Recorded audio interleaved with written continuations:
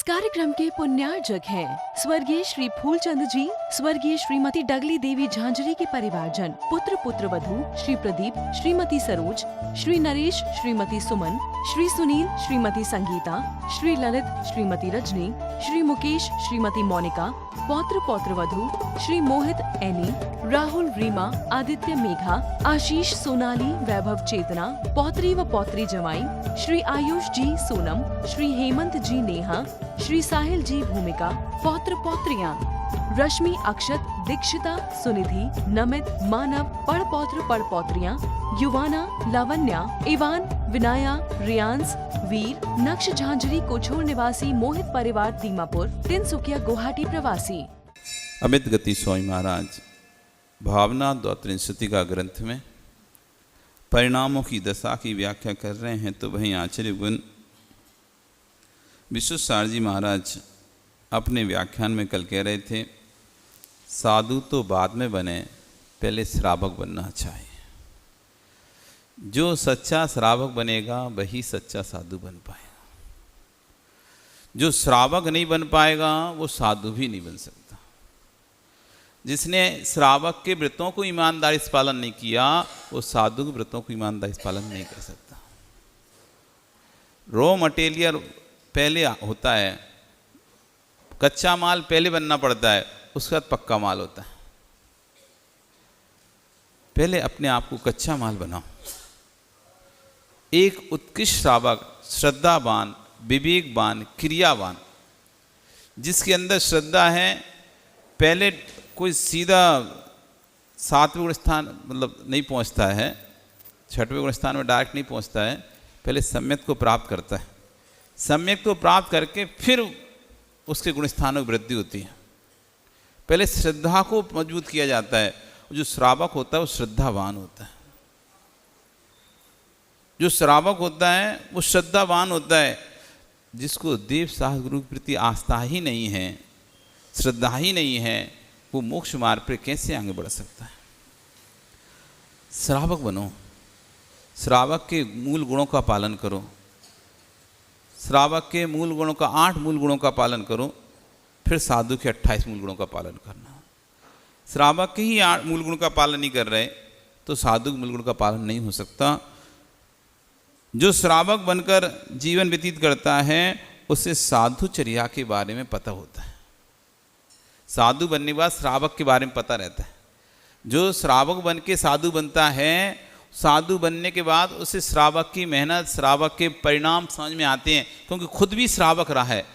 एक व्यक्ति नीचे की पोस्ट से उठकर आया है, नीचे मतलब प्रमोशन करते करते आया है, और एक डायरेक्ट आ गया है।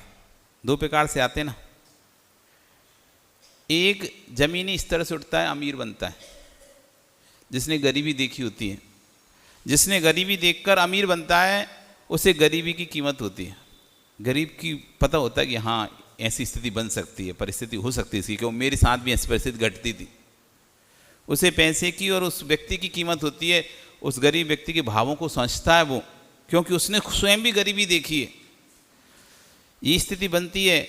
और जो उसका बेटा जो सीधा करोड़पति हुआ है, जिसने कुछ भी नहीं कमाया और पैदा होते ही करोड़पति हो गया, और जिसने पैसे ही पैसा देखा है, उसे ना तो गरीबी की फीलिंग है ना गरीब व्यक्ति की फीलिंग पता है कैसी होती है, उसे कुछ भी नहीं जानकारी है। और जो नीचे से उठ के बना है उसे पता है क्या फीलिंग होती है कि जब मेरे पास पैसा नहीं था तो लोग मुझे किस दृष्टि से देखते थे और कैसा कैसा सुनाते थे, कैसा कैसा बोलते थे। आज पैसा हो गया, लोग कैसे बोल रहे हैं, मैं भी इसको बोलूँगा, उसको भी वैसे ही फील होगा जैसे मुझे फील होता था। ये वही कर पाएगा जिसने नीचे का स्थान देखा होगा, नीचे के। इसलिए वही साधु श्रावक की भावनाओं को समझ पाएगा जो साधु स्वयं श्रावक रहा होगा। सीधे दीक्षा ले ली, बस कभी घर में चौके मौके नहीं लगाए और सीधे महाराज से जुड़े और ब्रह्मचारी बने और दीक्षा ले ली डायरेक्ट। उसने कभी फीलिंग नहीं किया कि चौका लगाने में कितनी मेहनत लगती है, चौका खाली जाने पर कितनी मेहनत लगती है, अंतराय हो जाने पर श्रावक को कैसा फील होता है ये उसने कुछ अनुभव ही नहीं किया है। इसलिए साधु बन के मन का नहीं मिला, चला गया, उठ के चला गया, थोड़ी सी गलती हुई उठ के चला गया। आप तो उठ के चले गए, लेकिन उससे पूछो सुबह 4 बजे से लगा था, कुएं से पानी भरना, सब्जियां बनाना, खाना बनाना, इतनी मेहनत कर रहा था। सुबह 4 बजे से बस एक भावना था साधु के हार हो जाएं, और आप गए और एक छोटी सी गलती, आप चाहते तो थोड़ा समय दे सकते थे उसे, क्योंकि होता है श्रावक नहीं समझ पाता। एक बार क्या हुआ, जयपुर में बापू नगर में आचार्य श्री ने वाचना की। अब वहाँ पर सब नए लोग थे, मतलब उन्होंने कभी चौके नहीं लगाए थे, ऐसे लोग थे। एक जगह हम गए, अब वो ले गया पहले हमें 2 किलोमीटर दूर, गर्मी, भीषण गर्मी का समय, ग्रीष्मकालीन वाचना थी। अब पड़गान किया, पड़गान करके 2 किलोमीटर लेके गया। गए भैया, थक गए पहुँचने के बाद। अब घर पहुँचे तो 3 लोग थे उस घर में, बस कोई और था ही नहीं, आहार देने वाले 3 ही लोग थे। सो एक तो अंदर चौकी में चला गया काम करने, 2 बाहर थे। तो उन्होंने क्या किया, पाद प्रक्षालन कराया और सीधा उदक चंदन बोला और अर्घ चढ़ा दिया, पूरी पूजन नहीं की। और जो समझदार थी महिला वो अंदर थी, तो उसने पूछा बाद में, तो पूरा अर्घ चढ़ा दिया उसमें। पूजन हो गई, पाद प्रक्षालन कर दिया, कहीं हाँ कर दिया। पूजन हो गई, हाँ हो गई। और चलो थाली दिखाओ, थाली दिखाओ। अब थाली दिखा रहे हैं, थाली दिखा दी उन्होंने। अब बार बार शुद्धि बोलें, महाराज जी मन शुद्धि वचन शुद्धि काज से हाथ जल शुद्ध, अंजलि खोलें। अब अंजलि खोलें कैसे, पूजन तो हुई नहीं है, तो हम नहीं खोल रहे। अब बड़े परेशान है, क्या हो गया महाराज जी, कौन सी गलती हो गई जो। और उनसे पूछ रहे तुमने पाद प्रक्षालन किया था, हाँ किया था। पूजन की थी, हाँ की थी। अब क्या रह गया, पाद प्रक्षालन हो गया है, पूजन हो गया है, शुद्धि बोली दी है, थाली दिखा दी, अब क्यों नहीं खोल रहे। अब हम कैसे बोलें कि ये पूजन नहीं हुई। अब बड़े परेशान, अरे कोई भैया जी को लेके आओ, ढूंढो, कैसे करें महाराज जी। और हमने सोचा अब उठना है तो बेवकूफ़ी है यहाँ से। अब 2 किलोमीटर आए हैं, अब जाएंगे वापस तो 2 ही किलोमीटर मर जाना पड़ेगा फिर गर्मी में। और फिर पता नहीं वहाँ पड़गान हुआ तो वो कितने किलोमीटर ले जाए दूर, कोई ज़रूरी नहीं है। अब बैठे रहो, अब इंतजार कर रहे हो भैया जी पर, कोई भैया जी नहीं मिल रहे। अब जाएगा आएगा, टाइम लगेगा। अब ये रोने लगे, महाराज जी कोई गलती हुई तो बता दो, बता दो। हमने कैसे करें, कैसे करें। वो उन्होंने सामने वो रख दिया भगोनी हाथ धोने के लिए, रखना। हम क्या करें, तो हमें एक बात, अच्छा ऐसी बात याद आ गई कि उन्होंने कैसे किया था, कभी ऐसा हो जाए। तो हमने उस भगोनी में पैर रख दिए। जैसे ही पैर रखे, अरे पाद प्रक्षालन नहीं किया था क्या, चलो फिर से पाद प्रक्षालन करो। फिर से पाद प्रक्षालन, चलो अब बोली शुद्धि, तब भी नहीं खोली, अरे फिर से पूजन करो। फिर उन्होंने फिर से पूजन की, और वो पूजन कर ली, बस अपना काम हो गया। कहने मतलब था कि चाहते तो उठ के भाग सकते थे, चले जाते, क्योंकि पूरी क्रिया नवता भक्ति पूरी नहीं, साधु आ नहीं कर सकता, तो जा भी सकते थे। लेकिन वही सोचा कि अब जाएंगे, इनको भी परेशानी और अपन को भी परेशानी, दोनों को परेशानी है। इनका भी कितना भाव है, कितनी मुश्किल से साधु आते हैं, इतने इतने चौके लगते हैं, 30-30, 40-40 चौके हैं, 50-50 चौके हैं, 10-10 महाराज हैं, बस बाकी खाली जा रहे हैं। तो कितनी मेहनत से साधु आया है, कितनी मेहनत से भाव। अब अपन सिर्फ इतनी सी गलती के लिए कोशिश करते हैं, आखिरी समय तक कोशिश करते हैं, हो सकता है इनको समझ में आ जाए। नहीं आएगा तो फिर तो आखिरी ऑप्शन है, जाना ही है। लेकिन जितना भरपूर, क्योंकि अपन ने चौके लगाए हैं तो पता है कि चौके लगाने की कीमत क्या होती है। इसलिए तो अभी भी आप हाथ कराते ना, हम कोई भी हाथ चुपचाप करके आते हैं, कोई नुग निक निकालते कि कैसा बना कैसा नहीं बना। जो बना अच्छा ही बनाया है, अपने हिसाब से सही बनाया है श्रावक ने। उस समय कुछ भी जो जैसा दे देता है, चुपचाप लेते रहते हैं और आ जाते हैं, तुमने जो भी दे दिया, क्योंकि पता है इसके अंदर परिणाम बहुत अच्छे हैं। अभी हार दे समय यदि हमने अभी कुछ बोल दिया तो परिणाम खराब हो जाए। अभी उसको नहीं पता है नमक कम है कि ज़्यादा हो गया कि क्या हो गया, कुछ भी हो गया, उसको तो अच्छे भावों से हार दे रहा है। अभी वो गदगद भावों से उसे तो ऐसा मैंने बहुत अच्छा सामान बनाया, बहुत अच्छा बनाया है, और महाराज जी ले लो ले लो, बहुत अच्छा है। अब अपने पता है खाने वाले को कितना अच्छा है, उसकी तरफ से तो अच्छा ही है। अब उसने तो कितना नमक डाला है, कितना मीठा डाला है, ये तो बाद में जब वो खाएगा तब पता चलेगा। अभी तो वो कह रहा है बहुत अच्छा बना है महाराज जी, ले लो, एक और ले लो। अब उस समय शांति से जितना अपन से सामर्थ्य हो उतना लेके नहीं, प्यार से मना कर दो, उसका भाव खराब नहीं होना चाहिए, क्योंकि इस समय उसके परिणाम बहुत विशुद्ध हैं, एक मातृत्व भाव से भरे हुए हैं, एक वात्सल्य भाव से भरे हुए हैं। अभी तुमने गुस्सा कर दिया, चिल्ला दिया, कुछ भी कह दिया, तो उसके परिणाम खराब हो जाएंगे। अभी आहार दे रहा है, अभी देने दो, यदि बाद में कमी है तो बाद में अकेले में समझा दो कि नहीं भाई ऐसी चीज थी, इसलिए तुम आगे से संभाल के उसको सही कर। पर उस समय कह दिया तो क्या होगा, वो खुद ही रोने लगेगा, चार लोग और उस पर आसपास के लोग चढ़ बैठेंगे, क्या किया तुमने, ज़्यादा नमक डाल दिया, देखो चला नहीं सामान, ज़्यादा मीठा डाल दिया, तो उस पर और लोग उसको और ताने देना शुरू कर देंगे। उसी समय लोगों की प्रवृत्ति ऐसी है, जैसे किसी के हाथ से अंतराय आ जाए, देख नहीं देती क्या, देख नहीं देती क्या, अरे वो क्यों अंतराय कराने के भाव से थोड़ी ना दे रहा था, सामने वाला आ गया, उसके हाथ से क्या कर सकते हैं। कर्म को दे दोनों का था, महाराज का भी था और श्रावक का भी था। महाराज का लाभ अंतराय कर्म का उदय था, तो श्रावक का दाय अंतराय कर्म का उदय था।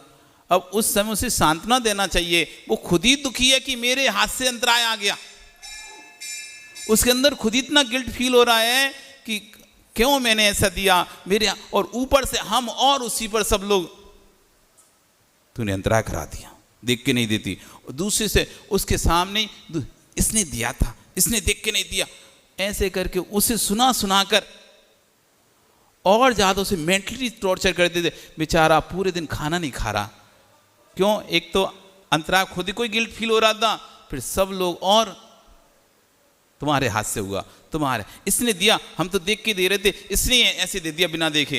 अरे किसी का भाव अंतराय कराने का था ही नहीं, सबका भाव अच्छे से हार कराने का था, लेकिन आ गया एक कर्म का उदय था कि तुमको निमित्त बनना था।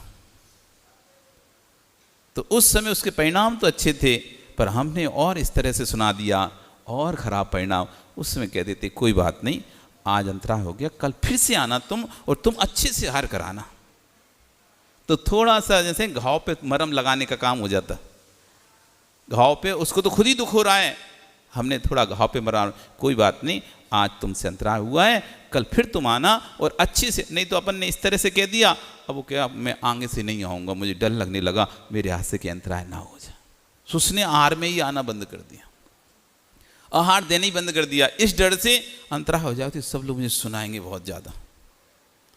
हमने देखो एक श्रावक को धर्म से पीछे कर दिया, तोड़ दिया। ये माता बहुत करते हो गलती आप लोग, बहुत ज़्यादा। कभी किसी के हाथ से कुछ हो जाए तो हम उसे सुना सुना के जब तक वो रो ना लेगा ना, उसकी आंखों से आंसू ना निकल जाएंगे, तब तक हमको शांति चैन नहीं पड़ता। वो रो ले सबके सामने, हाँ मेरी गलती हो गई, ऐसा रो लेगा, तब हमको जाके कलेजे पे ठंडक पड़ती है कि हाँ अब रहने दो, अब मत बोलो। और वो अपने आप को हिम्मत बना के रखा है, चलो बोलने दो, मैं नहीं, मुझे कुछ नहीं, सुनता रह रहा, तो और ज़्यादा सुनाते रहेंगे, और ये इसको तो कोई असर ही नहीं पड़ रहा, देखो तो एक तंत्राय करा दिया, ऊपर से कोई असर ही नहीं पड़ रहा।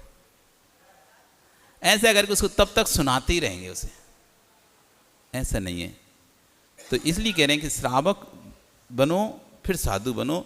इसलिए कभी किसी अंतराय भी आ जाता है ना, भैया हमें पता है, हमसे भी जब अंतराय आता था, हम श्रावक थे, हमारे द्वारा अंतराय आता था तो हमको कितना बुरा लगता था, और लोग और हमको सुनाते तो कितना। यदि हमने बोलना शुरू कर दिया तो चार लोग तो बैठे हैं बोलने के लिए, साधु ने थोड़ा सा बोल दिया तो चार लोग तो और उसे सुनाने बैठे हैं, और यदि हमने कुछ नहीं बोला, वे चार लोग सुनाना भी चाह रहे थे, तो हो सकता है सुनाना ना सुनाए।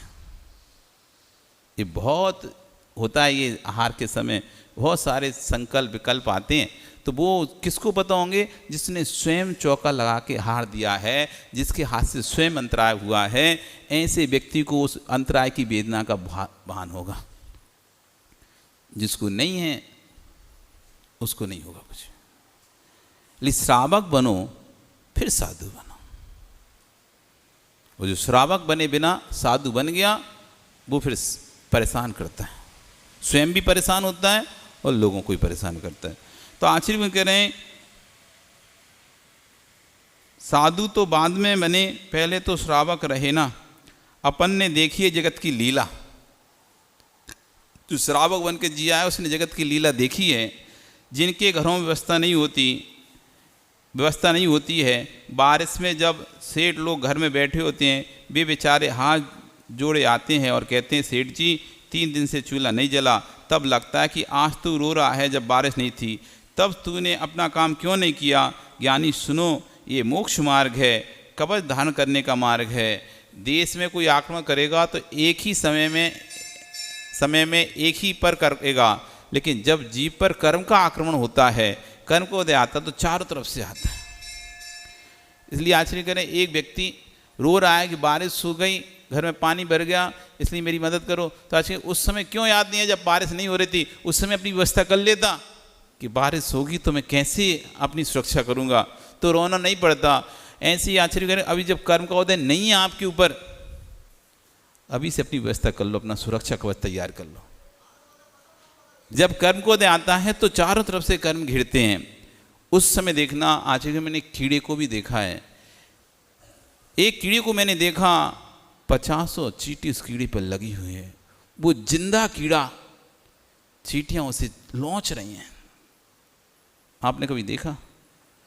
नहीं देखा हो तो तब देखना, जब बहुत सारी पंखियां होती हैं।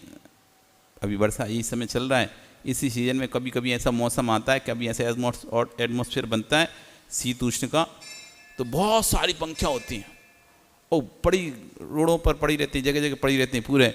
और देखना लाखों चींटियां लगी रहती हैं, वे तड़पते रहते हैं।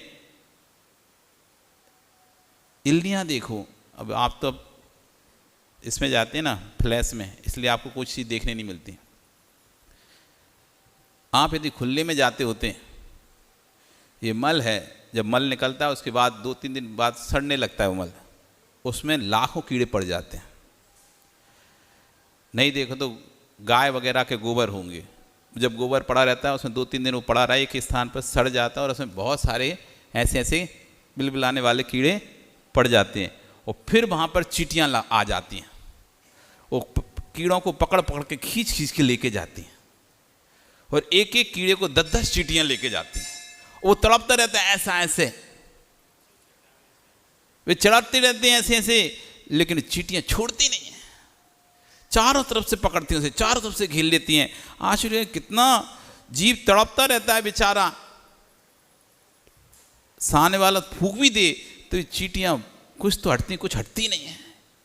कितनी क्रूर परिणामी होती हैं।